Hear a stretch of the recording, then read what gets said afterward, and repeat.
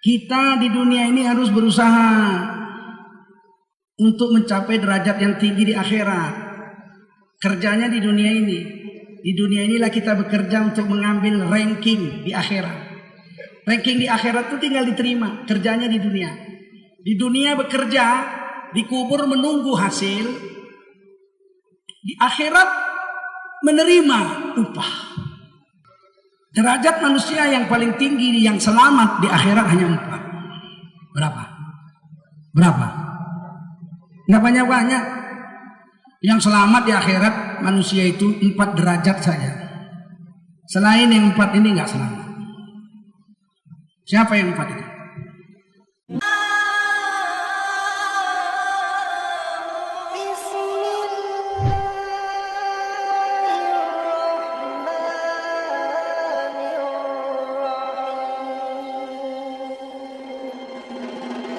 Bil ilmi fahuwa fi sabilillahi hatta yarji.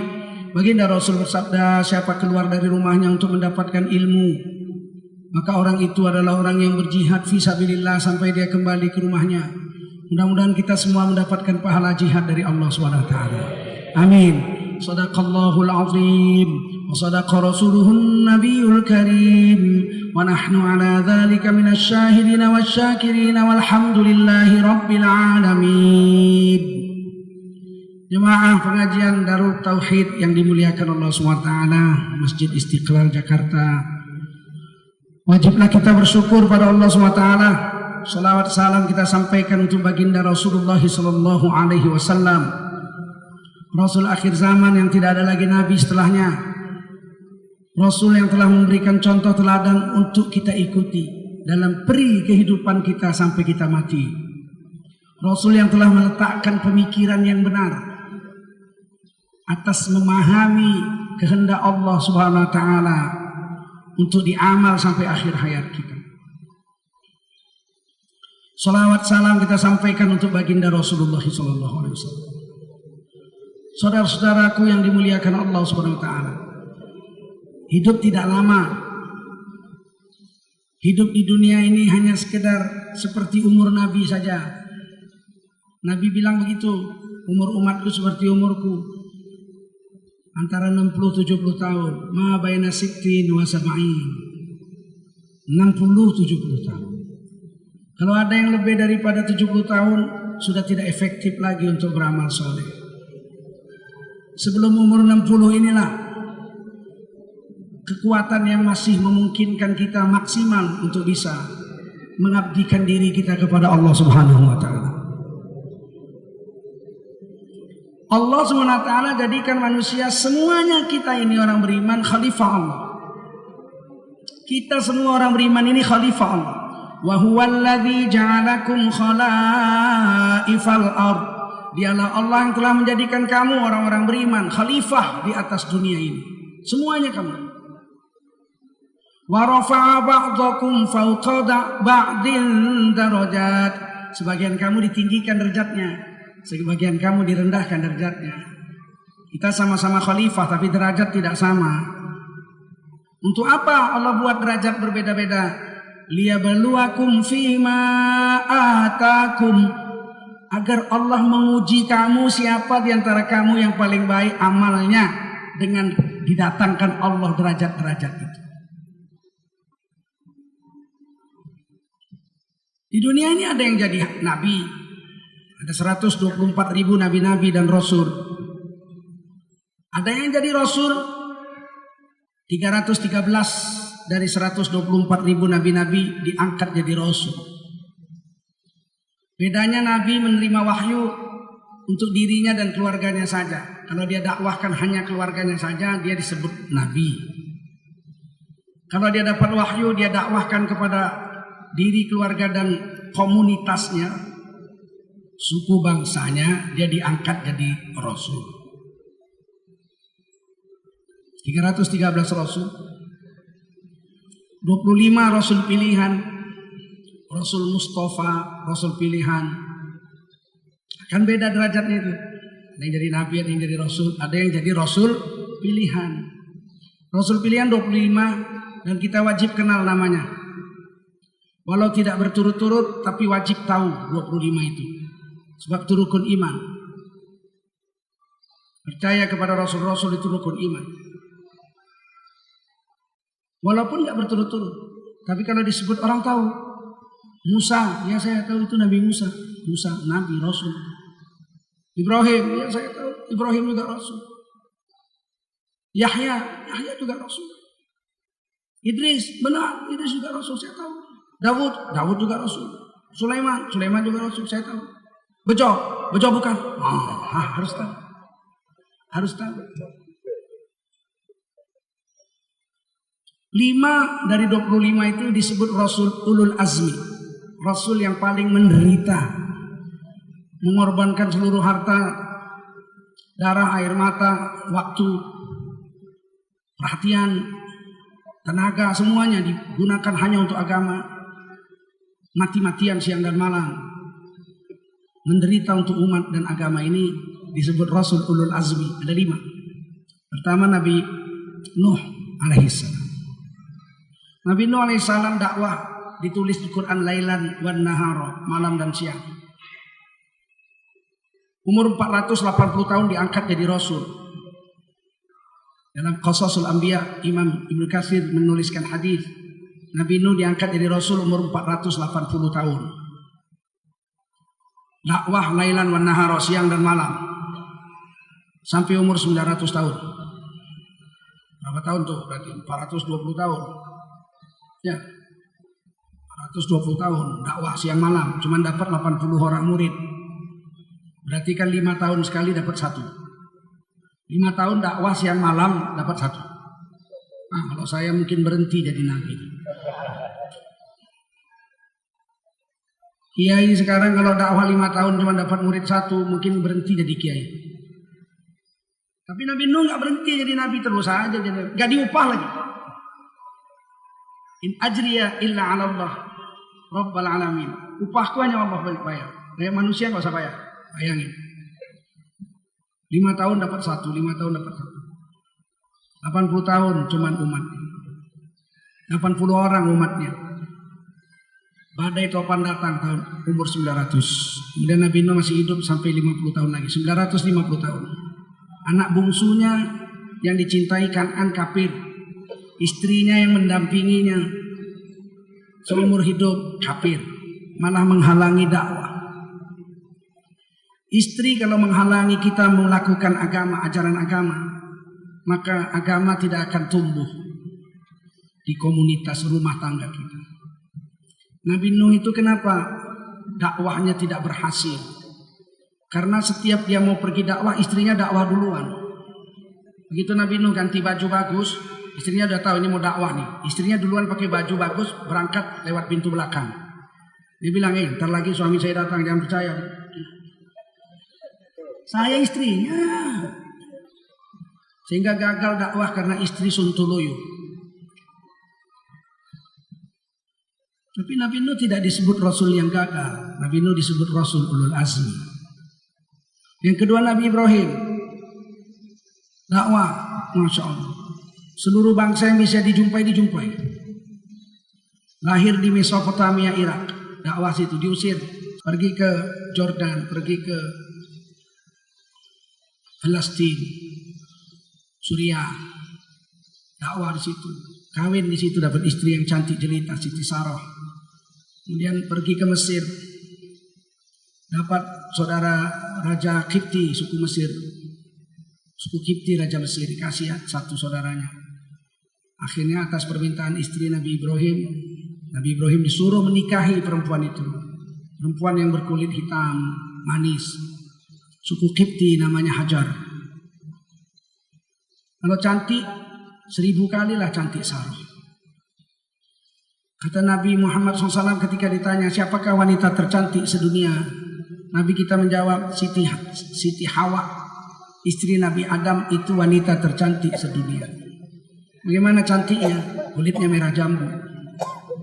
Cantiknya sepertiga kecantikan perempuan seluruh dunia dijadikan satu untuk Siti Hawa sendiri. Itu kalau kita ketemu pingsan itu kita. Itu istri Nabi Adam diciptakan di sorga. Siapa cantik lagi setelah Siti Hawa? Nabi mengatakan Siti Hajar, Siti Saroh. Cantiknya sepertiga kecantikan perempuan sedunia dijadikan satu untuk Saroh sendiri. Sama dengan Hawa cantiknya. Sehingga Raja Mesir sampai pingsan gitu.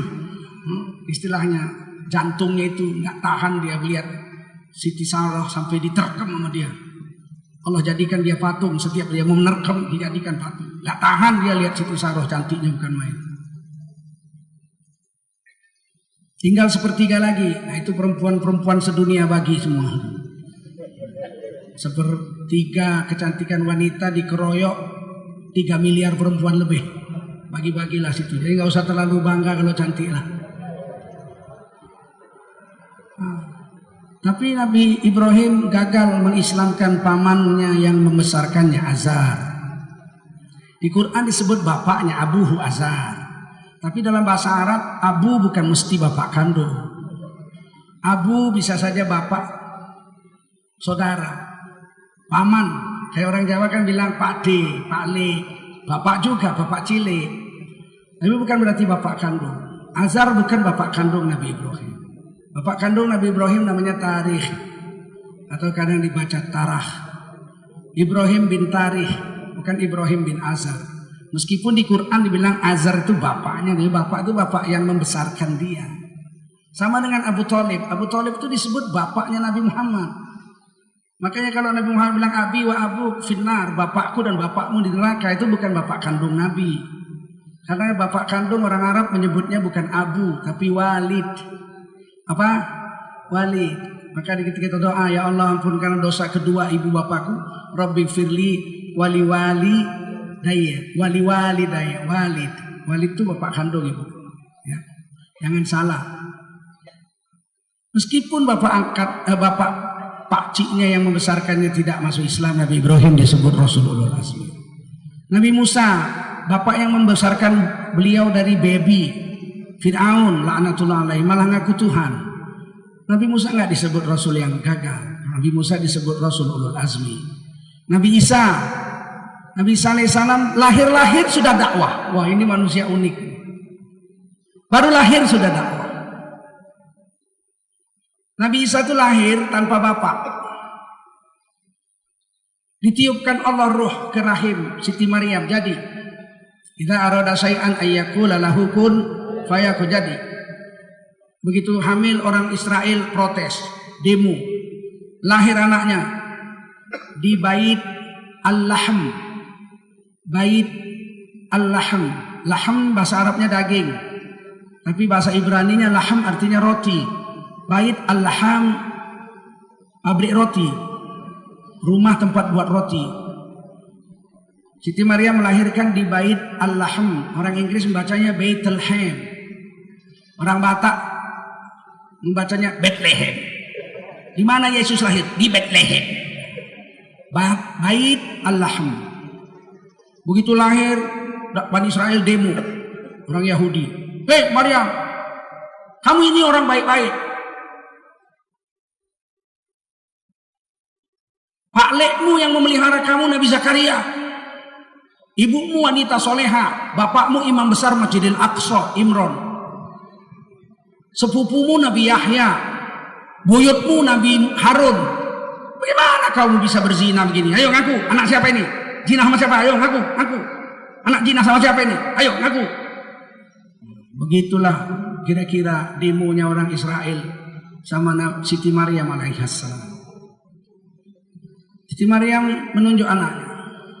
Yen kowe arep ngerti jawabane, takonono anak iki. Tapi nggak ngomong, tunjuk aja. Siapa bapaknya? Siapa bapaknya? Karena Siti Maryam sudah janji, ya Allah kalau aku hamil karena perintahmu aku siap. Tapi aku tidak akan mau ngomong. Inni nazartu lirrahmani sauma. Aku akan menahan diri, nggak mau ngomong. Kalau siapa yang nanya anak siapa, berzina sama siapa, Allah yang jawab. Aku nggak mau jawab. Begitu perempuan ini, masya Allah. Anak ini jawab. Inni Abdullah, sesungguhnya aku hamba Allah, bukan anak zina. Ataniyal kitab, Allah beri aku sebuah kitab yaitu Injil.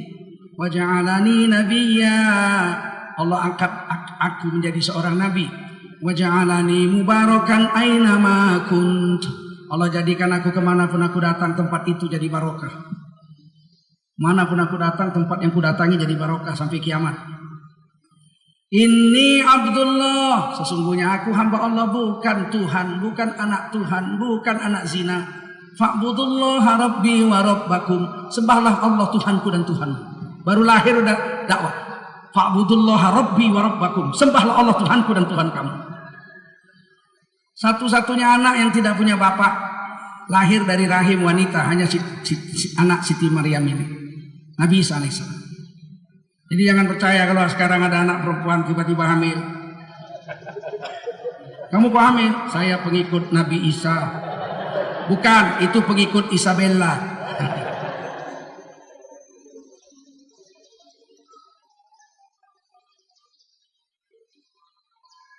33 tahun dakwah, muridnya cuma 12. Tidak disebut Rasul yang gagal, disebut Rasul ulul azmi. Nabi Muhammad SAW dakwah 22 tahun lebih sedikit seluruh jazirah Arab Islam. Tapi pamannya Abu Thalib, Abu Lahab, kafir, tidak berhasil diislamkan. Nabi Muhammad tidak disebut Rasul yang gagal, tapi Rasul ulul azmi, Sayyidul Anbiya'i wal Mursalin. Tugas kita pertama ini sekarang adalah sebagai kaum muslimin, tugas kita sama dengan tugas nabi-nabi, yakni mengamalkan agama dan menyampaikannya kepada semua manusia. Semua Anda pendakwah, dai. Kalau mengajar harus ulama. Syarat rukun sholat, bagaimana cara membagi warisan, itu harus ulama, harus alim. Tapi kalau dakwah, da'a mengajak orang, ad-da'i orangnya tidak perlu alim-alim, bener lah. Balighwani walau ayat, satu ayat udah dapat dari Nabi, sudah boleh dakwah. Satu ayat dakwah sudah boleh. Sebab dakwah bukan mengajar, dakwah mengajak. Ngajak kan nggak perlu alim-alim amat. Pak, apa? Berikut, masalah. 10 menit lagi waktu zuhur, Pak. Ayo ke masjid, sholat berjemaah. Saya bawa. Nah, itu dakwah. 10 menit lagi azan zuhur, Pak. Ayo ke masjid dengan saya, sholat zuhur berjemaah. Itu dakwah. Yang didakwah marah. Mana dalil hadisnya sholat berjemaah? Ah, nggak tahulah, aku tukang jeruk, apa tukang cendol. Jangan tanya-tanya hadis. Kalau mau tanya hadis, ayo ke masjid. Di sana imamnya tamatan Al-Azhar, orang alim. Nanti saya ajak bapak ke masjid mau sholat zuhur. Habis sholat zuhur tanya dalilnya sholat berjemaah sama imam itu. Jangan sama saya. Kalau sama saya tanya berapa harga jeruk sekilo, itu saya jawab. Soheh jawabannya. Hari ini kita nggak bisa bedakan antara dai dengan ulama. Kalau kita nggak dakwahkan agama ini akan hancur lebur, makin hari makin rusak, makin hari makin rusak. Mendakwah ini bisa mendakwah orang untuk ibadah, yuk sholat yuk. Bisa mendakwah orang untuk taklim. Di Istiqlal ada pengajian Darut Tauhid. Ayo kamu ngaji sama saya, pergi sana. Nah, itu mendakwah orang untuk menghadiri pengajian. Mendakwah orang untuk ikut taklim. Jadi dakwah tuh banyak. Bisa didakwah orang untuk ibadah. Yuk besok hari Senin kita puasa, dakwah orang untuk puasa, untuk ibadah. Ayo besok kita pengajian di Istiqlal, mendakwah orang untuk taklim. Saya nggak ada sepeda motor, naik sepeda motor saya gratis. Pokoknya kamu mau ngaji, maka semua pahala pengajian yang diterima oleh si orang itu diberikan kepada kita semuanya 100% tanpa mengurangi pahalanya. Kita kemari ngaji dapat pahala 2. Satu pahala ngaji kita, satu pahala kawan yang kita ajak. Enak dakwah itu. Mendakwahkan orang untuk taklim. Mendakwahkan orang untuk khidmat. Ini kita perlu dakwah, ini perlu dana. Kita mau ngirim dai ke Jogja, di sana ada satu desa murtad. Perlu ngirim dai ke sana. Kita mau perbaiki musolanya karena udah rusak. Ayo, perlu duit berapa? 300 juta. Ayo kita bangun masjid baru di sana, kumpul. Kalau satu orang beratlah 300 juta. Tapi kalau 300 juta itu dibagi 10.000 orang, enteng. Khidmat untuk agama. Kita pikul bersama-sama agama ini. Kita berkhidmat untuk agama bersama-sama. Ajak orang lain untuk berkhidmat. Dakwah orang untuk berkhidmat. Dan dakwah orang untuk dakwah. Kamu udah saya bawa ngaji ke Istiqlal, ya. Sudah saya ajak setahun. Ya, sekarang kamu sudah punya sepeda motor. Ya, sekarang kamu bawa orang lain. pakai sepeda motormu, saya bawa orang lain pakai sepeda motor. Jadi mendakwah orang untuk dakwah. Baru agama ini hidup. Ini hari kita nggak peduli kalau untuk agama, kalau untuk dunia mau tiap hari ngajak, nggak bosan-bosan lagi. Kawan kita kantor satu kamar kerja. Jam 12. Besok gitu gih. Besok gitu gih. Nggak muak-muak 10 tahun satu ke kantor tiap hari. Kalau ngajak makan mau aja. Kenapa nggak Zuhur, yuk Zuhur. Saya mau makan siang, habis makan siang, habis Zuhur kita makan siang sama-sama. Ayo, sholat Zuhur dulu. Besok lagi yuk, sholat Zuhur. Besok sholat Zuhur. Mau makan saya? Iya, besok Zuhur makan. Saya juga mau makan. Kenapa enggak kita bawa orang kepada agama? Ayo makan. Yuk makan. Kenapa enggak yuk sholat? Yuk sholat. 3 tahun ya, sampai dia marah. Kamu ini aku muak sama kamu. Tiap hari kamu sholat. Sampai kapan kamu mengajak saya? Muak saya tahu. Ya Allah. Kalau perkara muak, aku lebih muak lagi. Ngajak kau. Udah 3 tahun kau kuajak sholat tak pernah mau. Padahal KTP-mu Islam. Ya Allah. Muak anakku lah dari kau. Tapi aku tetap ajak karena Allah suruh, Rasul suruh. Saya akan ajak kamu. Sampai kapan? Sampai kau mati atau